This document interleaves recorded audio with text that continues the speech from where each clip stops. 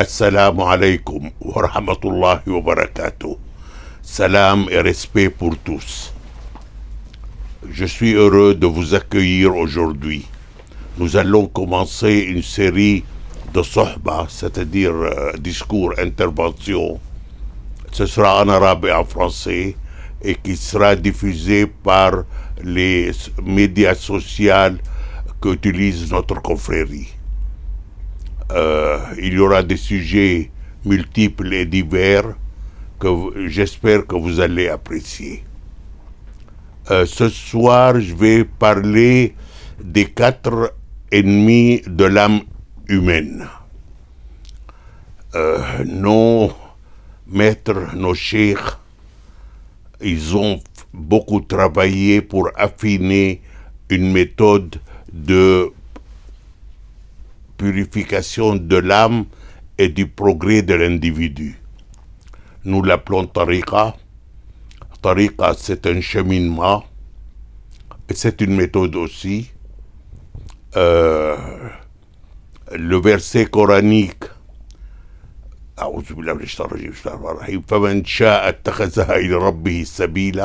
celui qui veut prendre le chemin qui le rapproche de Allah, de son Dieu, de Dieu.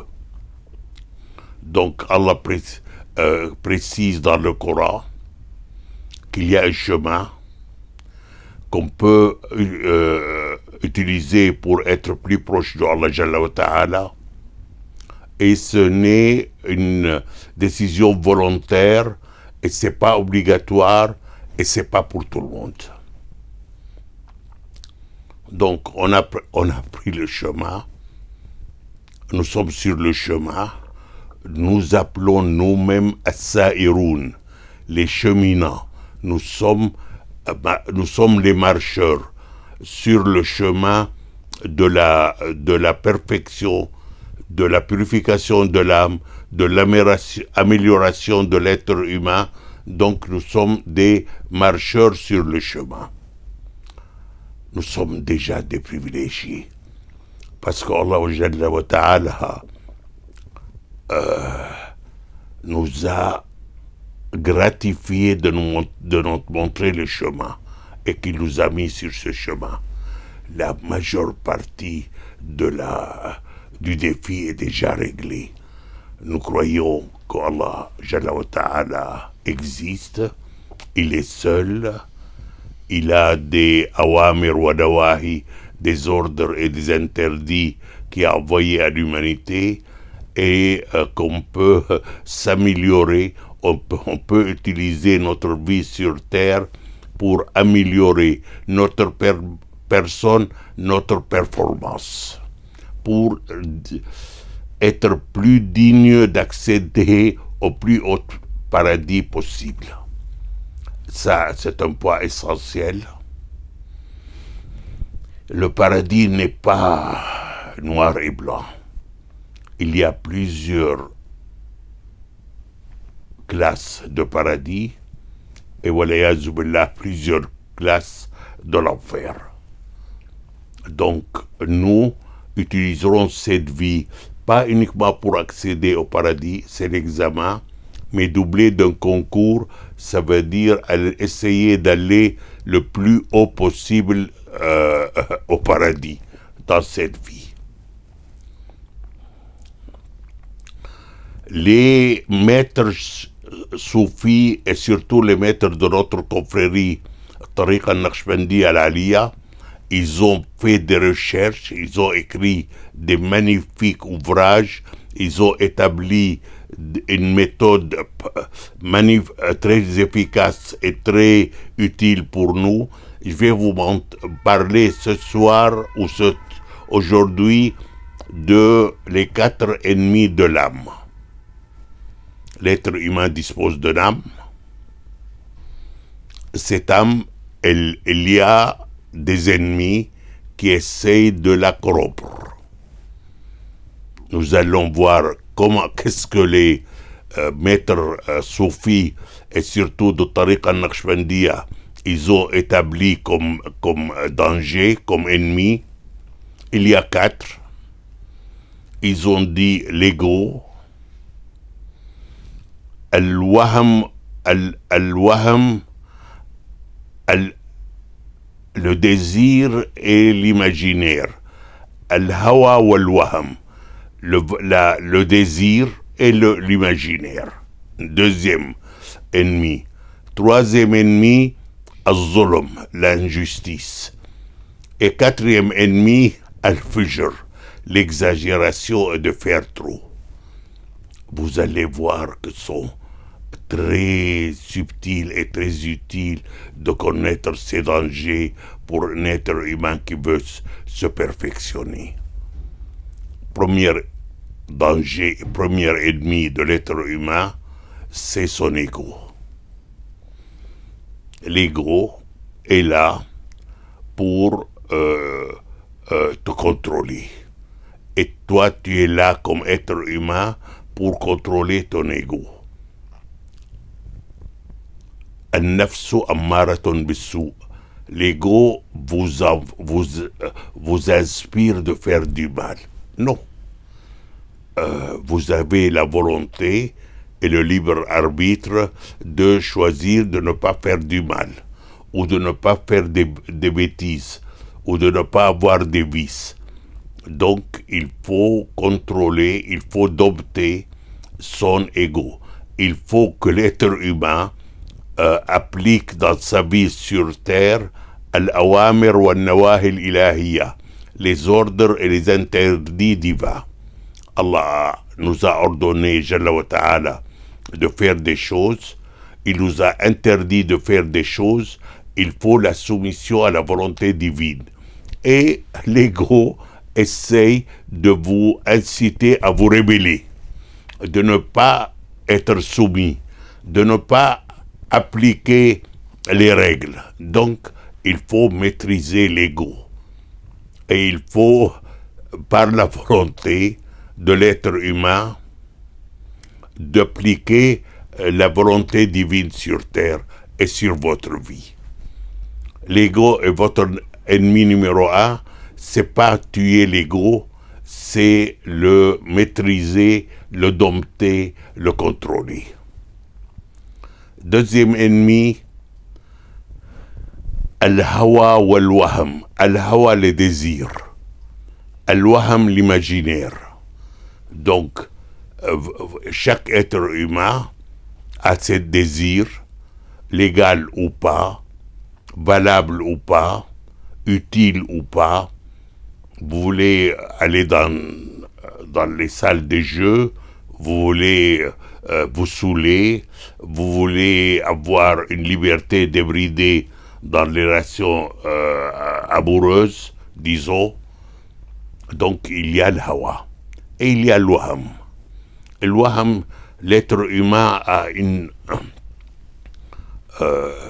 don spécial.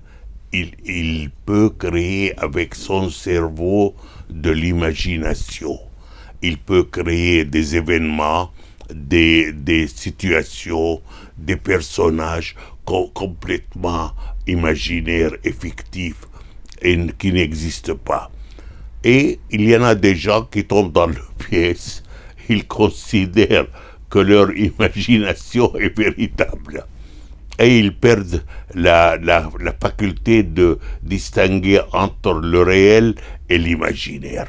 Donc, il ne faut pas tomber dans l'esclavage de ses désirs et il ne faut pas perdre la notion de la réalité et de la vérité et le distinguer nettement de l'imaginaire. Troisième ennemi, al-zulm. Al-zulm, ça veut dire l'injustice en arabe.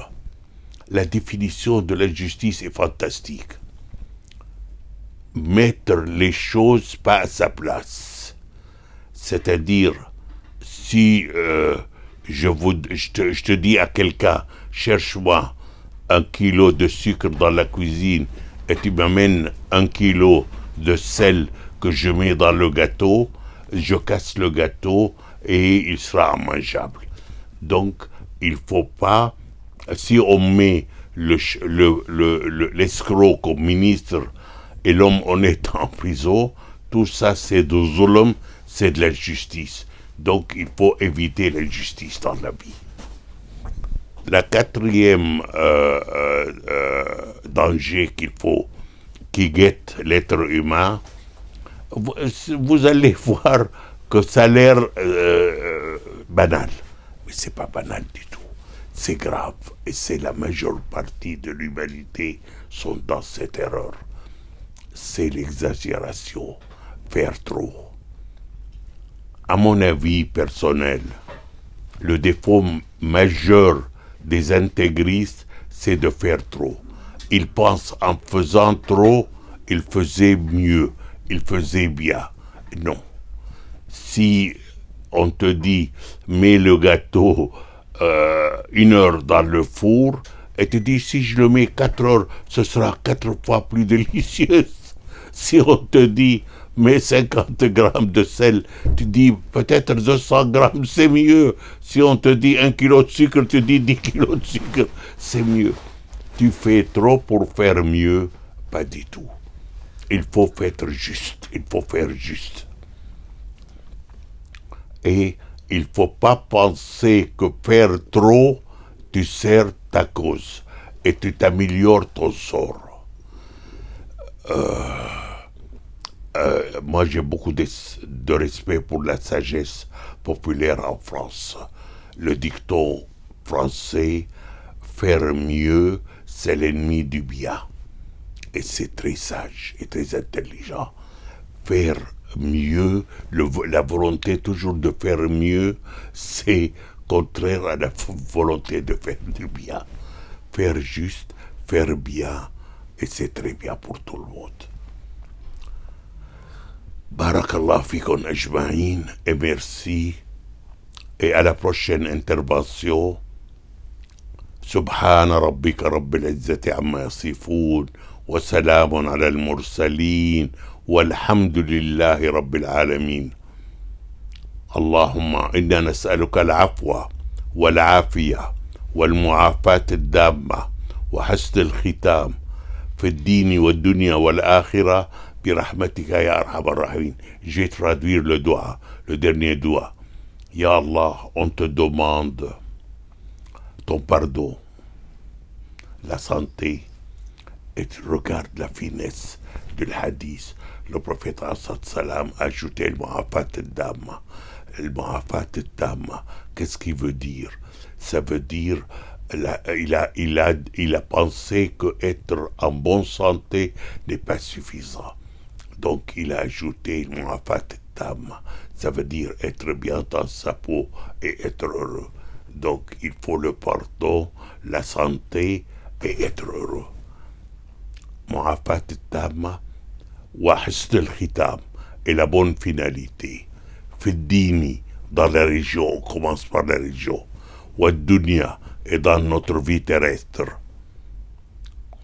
Wa l'akhira, le jour du jugement dernier. Lana wa le jami' al-muslimin, pour nous, et on prie pour tous les musulmans. Uniquement par ta grâce, uniquement par ta grâce, uniquement par ta grâce. Barakallah fikum, Allah vous bénisse et vous protège et vous accorde tout ce que vous souhaitez. Inch'Allah, à la prochaine intervention. Assalamu alaikum wa rahmatullahi wa barakatuh.